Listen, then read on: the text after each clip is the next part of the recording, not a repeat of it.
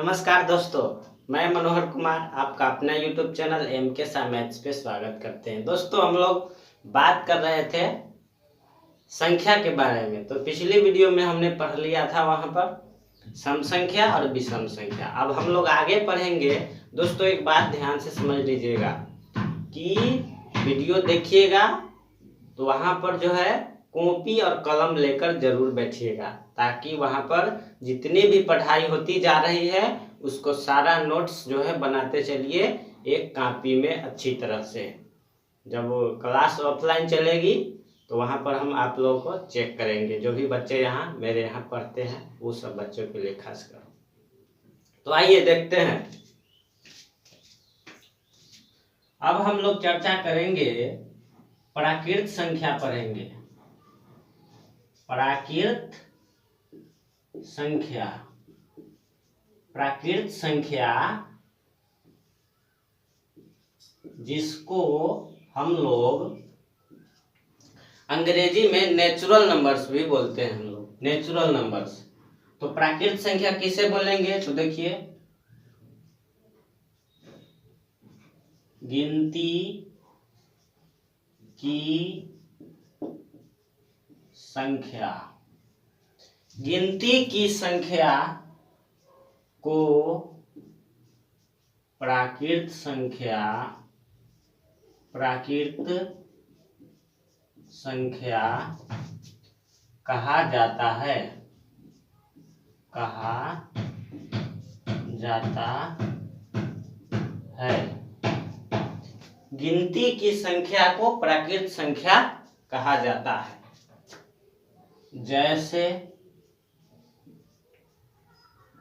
जैसे देखिए, 1, 2, 3, 4, 5।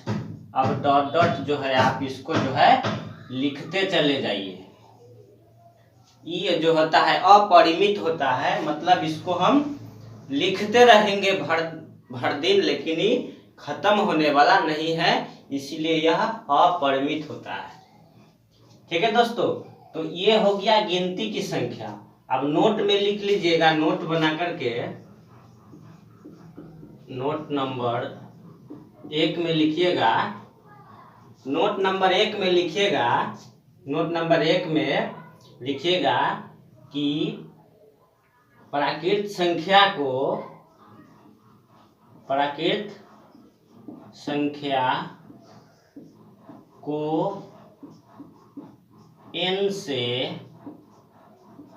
Capital N से निरूपित करते हैं। निरूपित करते हैं। कैपिटल N से निरूपित करते हैं। नोट नंबर 2 में लिखिएगा कि सबसे छोटी प्राकृत संख्या, सबसे छोटी, सबसे छोटी प्राकृत संख्या, सबसे छोटी प्राकृत संख्या 1 होती है। दोस्तों, सबसे छोटी प्राकृत संख्या 1 होती है। 3 नंबर में लिखिएगा, सबसे बड़ी, सबसे बड़ी प्राकृत संख्या, सबसे बड़ी प्राकृत संख्या ज्ञात नहीं किया जा सकता है।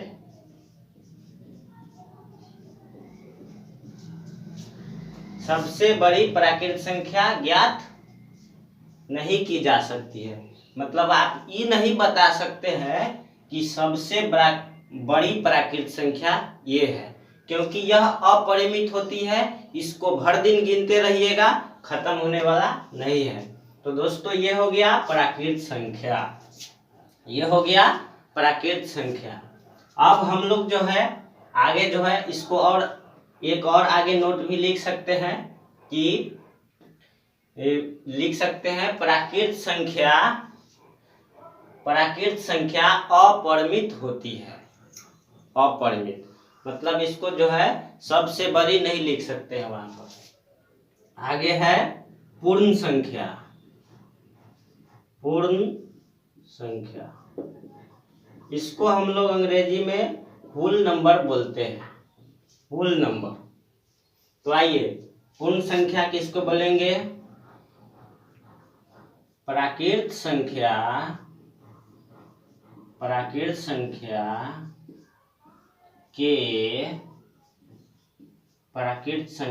के समूह में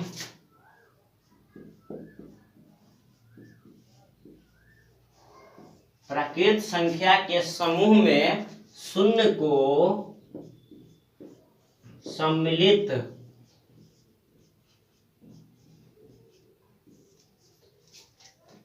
प्राकृत संख्या के समूह में शून्य को सम्मिलित कर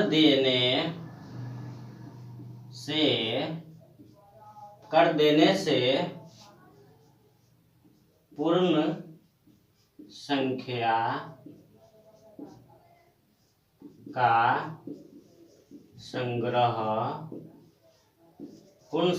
का संग्रह कहलाता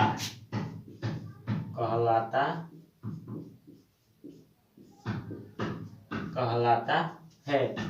अब जैसे हम लोग देखेंगे यहाँ पर, जैसे देख लीजिए, जैसे यहाँ पर जो है 0 से शुरुआत करेंगे। 0 1 2 3 4 5। अब इसको जो है आप भर दिन लिखते चले जाइए। ये भी जो होता है पूर्ण संख्या दोस्तों अपरिमित होता है। दोस्तों अपरिमित होता है। ये भी प्राकृत संख्या भी अपरिमित, आप लिखते रहिए लगातार, और पूर्ण संख्या को भी लगातार लिखते रहिए दोस्तों। तो यहाँ पर जो है, यहाँ पर हमने क्या बताया? प्राकृत संख्या के समूह में शून्य को सम्मिलित कर दिया जाए। तो देखिए यहाँ 1 से शुरुआत हुआ था, यहाँ से 0 से शुरू हुआ, क्योंकि वहां पर परिभाषा में क्या हमने लिखा? शून्य को सम्मिलित कर दिया जाए। तो इसको समूह में शून्य को सम्मिलित कर दिए तो ये क्या हो जाएगा? पूर्ण संख्या। दोस्तों नोट में वहां लिखिएगा, नोट नंबर 1 में लिखिएगा, पूर्ण संख्या को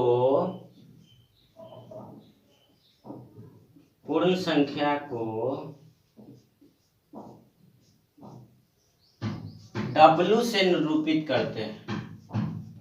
W से निरूपित करते हैं। W से निरूपित करते हैं। 2 नंबर में लिखेगा दोस्तों,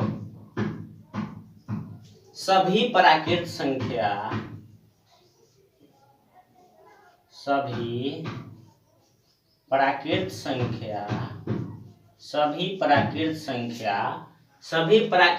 दोस्तों पूर्ण संख्या होती है।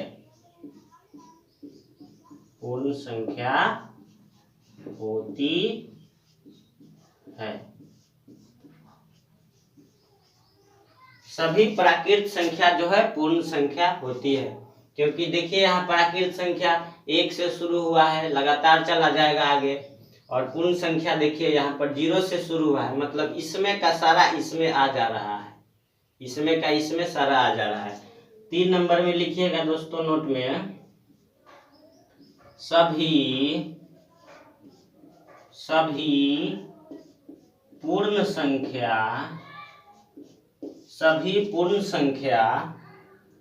प्राकृत संख्या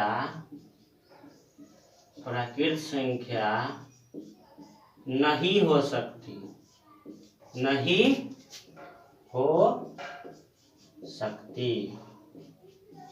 है।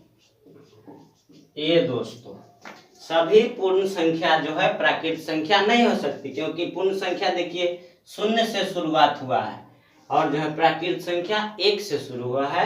तो सभी पूर्ण संख्या प्राकृत संख्या नहीं हो सकती।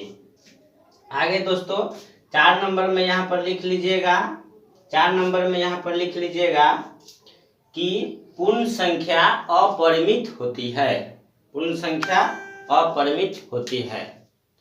तो दोस्तों अब हम मिलेंगे अगली वीडियो में। धन्यवाद, प्रणाम।